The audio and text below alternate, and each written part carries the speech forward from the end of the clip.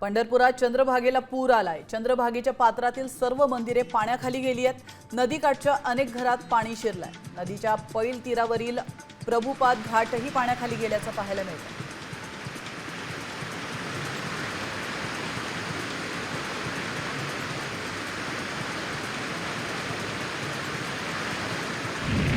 कोल्हापुरातील पंचगंगेची पाणी पातळी 42 फूट 7 इंचांवर पोहोचली आहे। 79 बंधारे अद्यापही पाण्याखालीच आहेत। पंचगंगा नदीचं पाणी आंबेवाडी गावामध्ये शिरलंय। पूरक्षेत्र असणाऱ्या सुतारवाडा चिखली परिसरातील नागरिकांचं सुरक्षित स्थळी स्थलांतरण करण्यात आलं।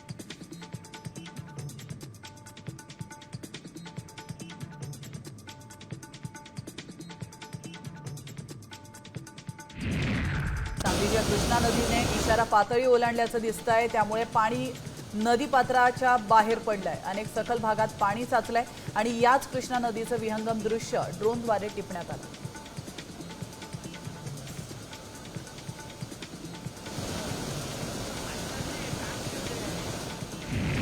कृष्णा नदीच्या पाणी पातळीमध्ये वाढ झाल्याने नदीकाठच्या गावांमध्ये पाणी शिरलंय।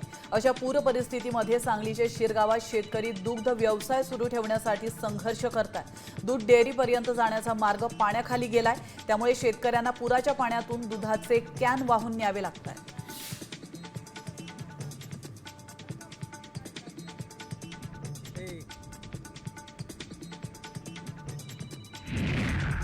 सोलापूरच्या बार्शीत 150 किलो गांजा पोलिसांनी जप्त केला।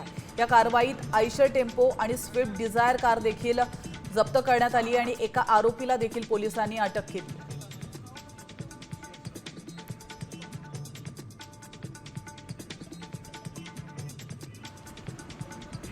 आता isakal.com आहे देशातील नंबर 1 ची मराठी न्यूज वेबसाईट। प्रत्येक अपडेटसाठी isakal.com ला नक्की भेट द्या।